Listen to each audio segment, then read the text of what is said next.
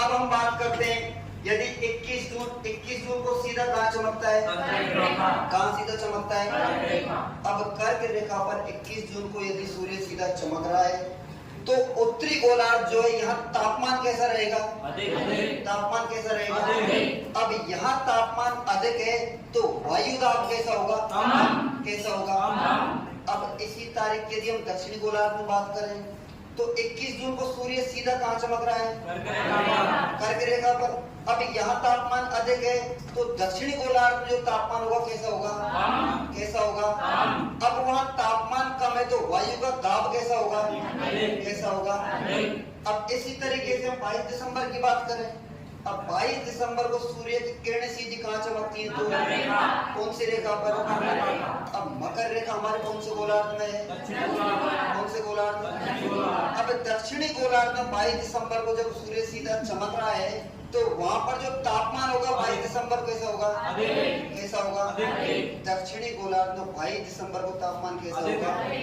अब तापमान अधिक है तो वहां वायु का दाब कैसा होगा? कैसा होगा? अब वायु का दबाव यदि वहां कम है तो इसके परिणाम स्वरूप उत्तर में कैसा होगा?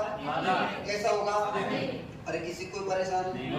अब हम दिन की अवधि और रात की अवधि की बात करें, यदि 21 जून को सूर्य की किरणें हमारे कर्क रेखा पर सीधी चमकती है तो इस स्थिति में उत्तरी गोलार्ध में सबसे बड़ा क्या होगा? क्या होगा? उत्तरी गोलार्ध में सबसे बड़ा दिन। इसके परिणाम स्वरूप उत्तरी गोलार्ध में रात कैसी होगी? कैसी होगी? यहाँ तक किसी को परेशानी? इसके बाद में दक्षिणी गोलार्ध की बात कर ले, कौन सी तारीख को? कौन सी जून है? इस समय दक्षिणी गोलार्ध में सबसे बड़ी क्या होगी? क्यों होगी? क्योंकि सूर्य कहाँ सीधा चमक रहा है? कहाँ पर? और इस समय सबसे छोटा क्या होगा वहां पर? क्या होगा? क्योंकि उत्तरी गोलार्ध में जब दिन की अवधि बड़ी है तो दक्षिणी गोलार्ध में अपने आप ही कैसी हो जाएगी? यहाँ तक किसी को परेशान है?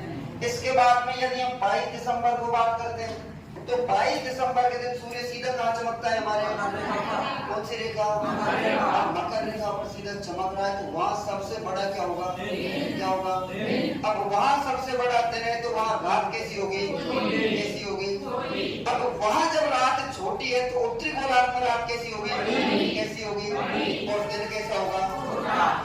हमारी बात समझ में